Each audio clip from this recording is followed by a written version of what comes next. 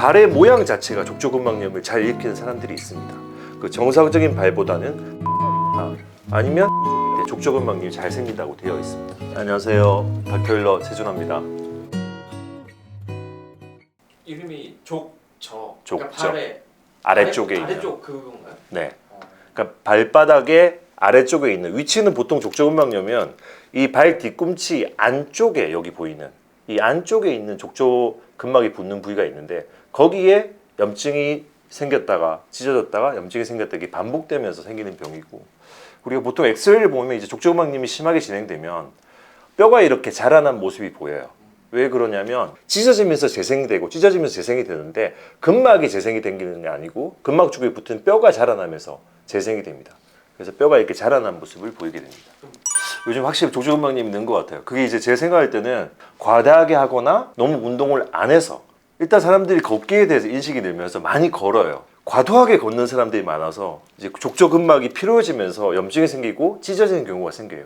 두 번째는 운동을 많이 안 하잖아요, 요즘에. 그러니까 많이 앉아있는 생활이 들면서 발을 많이 사용을 안 해요. 그러면서 족저에 있는 아킬레스건이나 족저 근육이 약해지고 이게 근육 자체나 힘줄이 뻣뻣해져가지고 오히려 족저근막염이 많이 생기는 것 같아요. 하지만 족저근막염은 여러 가지 다양한 원인, 뭐 예를 들어서 발의 모양 자체가 족저근막염을 잘 일으키는 사람들이 있습니다. 여러분들 발의 모양이 어떤지 아세요? 대부분 자기 발의 모양이 어떤지 잘 몰라요. 근데 우리가 보통 이렇게 정상적으로 이렇게 아치가 있잖아요. 근데 이제 우리 사람들 평발은 되게 무서워해요. 평발이 뭔가요? 아치가 이렇게 사라진 거죠. 근데 사실 평발은 대부분 많이는 없고, 근데 오히려 평발보다 이런 사람들이 요즘엔 더 많아요. 논문을 봐도 더 많다고 돼 있어요. 어떤 사람?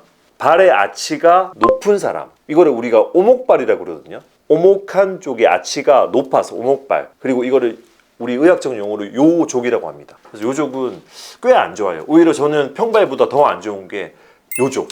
발바닥이 이렇게 아치가 크기 때문에 발이 닿는 면적이 줄어들어요. 그렇기 때문에 우리가 쿵쿵쿵쿵 걷는 분들은 대부분 요족인 분들이 많아요. 그래서 근데 우리 발은 이렇게 전반적으로 다 잘 접지가 돼야지 부드럽게 걸을 수가 있기 때문에 그 정상적인 발보다는 발이 약간 평평한 평발이거나 아니면 발이 이렇게 오목한, 그래서 발등이 높은 굽은 발이 족저근막염이 잘 생긴다고 되어 있습니다. 이 발 근육도 우리 여러분들 코어 근육이라고 내재근이라는 게 있어요. 예를 들어서 발을 이렇게 오므려뜨리고 발가락을 쭉 펴게 하는, 이렇게 발가락을 꼼지락꼼지락 하는 이런 운동들이 부족해요. 요즘 현대인들은 양말을 또 많이 신고 좁은 신발을 많이 신잖아요. 그러니까 발이 이렇게 움츠러 있는 상태로 그대로 있단 말이에요. 발가락이 이렇게 손가락처럼 쫙 벌어지는 분들도 있고 이게 잘 안 되는 분들이 있어요. 사실은 이런 운동을 많이 해줘야 돼요. 이게 내재근 운동이거든요. 그 발가락을 쫙 옆으로 벌리면서 꼼지락꼼지락 하는, 이게 푸코어 운동이고, 이런 걸 많이 할수록 오히려 족저근막염이 안 생기는 예방하는 방법, 꿀팁이라고 할 수 있습니다. 요즘에 하다가 쥐가 나거든요. 쥐가 나는 경우가 있죠. 근데 사실 쥐가 나는 거는 하나의 과정이에요.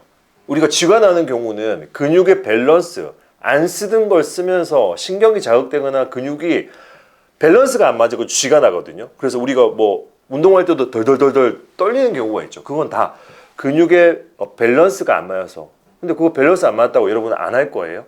조금씩 하다 보면 자연스럽게 우리 몸은 밸런스가 맞으면서 쥐가 나지 않아요. 그래서 부드럽게 쥐가 나지 않는 범위 내에서 이렇게 벌리면서 오므리고, 그리고 엄지만 벌렸다가 새끼만 벌렸다가 이렇게 움직임들을 하다 보면 자연스럽게 부드러운 발을 움직일 수 있습니다. 발가락으로 자기 이름 쓰기 하는 거 연습을 해보세요, 여러분들. 발가락으로 이름 써보셨나요? 쓰는 거 한번 해보세요. 그거 하면 굉장히 발이 건강해지는 지름길입니다. 그래서 발가락으로 내 이름 써보기도 하고, 꼬집기도 하고, 발가락을 벌리기도 하고, 발을 오므리기도 하고, 이런 꼼지락거려도 보고. 그래서 저는 발가락 양말이 좋다고 생각이 들어요. 저는 모든 전 국민이 이 발가락 양말을 신으면 오히려 이런 발의 내재근과 발가락의 분화가 잘 일어나면서 발이 건강해지지 않을까 싶습니다. 그래서 전 국민이 발가락 양말을 신을 때까지 저는 홍보를 하겠습니다. 여러 가지 이제 환자들이 해야 될 거. 이제 첫 번째, 일단은 저는 체중이 많이 나가는 환자들은 살을 빼라고 합니다. 왜? 만병의 근원, 비만. 비만은 좋지 않죠. 왜 그러냐면 우리가 몸무게가 예를 들어서 3kg가 쪘다고 생각해요. 그러면 발에 가해지는 무게는 거의 3배 이상은 늘어요. 그렇기 때문에 당연히 압력이 많이 걸리면 우리는 인대나 족저근막은 더 손상되기 쉽겠죠. 그래서 비만 자체는 족저근막을 악화시킵니다. 특히 체중이 갑자기 늘 경우에는, 그리고 과도하게 갑자기 운동을 늘릴 경우에는 운동을 줄이고 충분한 휴식을 취하고 그리고 식이 조절을 통해서 체중 관리를 하는 것이 가장 여러분들이 먼저 해야 될 중요한 거. 두 번째, 쉽게 할 수 있는 스트레칭, 아킬레스건 스트레칭과 족저근막을 자기 셀프로 이렇게 스트레칭 해주는 거. 자기가 할 수 있는 건 그 정도. 그럼에도 불구하고 잘 안 낫는다. 그럼 여러분들 병원을 찾아서 해야 되겠죠. 병원에서 제가 해줄 수 있는 거는, 일단은 너무 심한 족저근막염 환자는 아예 정말로 휴식이 필요합니다. 그런 환자들은 아예 제가 통기부스나 보조기 등으로 불편하게 만들어서 휴식을 취하게 합니다. 그런 인위적인 방법도 좋은 방법 중에 하나고, 두 번째로는 깔창이라는 게 있습니다. 우리 인솔이라 그러죠. 우리 발의 모양이 아까 얘기했듯이 너무 평발이거나 이렇게 오목한 요족이거나 아치가 너무 없거나 높으면 발이 피로가 생기면서 족저근막염이 잘 생깁니다. 그래서 발의 모양에 변형이 있는 분들은 자기 발에 꼭 맞는 맞춤형 깔창이 있습니다. 그래서 깔창도 도움이 되고, 그 외에 또 할 수 있는 거는 체충격파 같은 힘줄이나 족저근막을 재생시키는 치료법이 있을 수 있을 것 같습니다. 저는 일단은 발 주변에는, 특히 발바닥, 이 족저근막 주변에는 절대 주사 치료를 잘 하지 않습니다.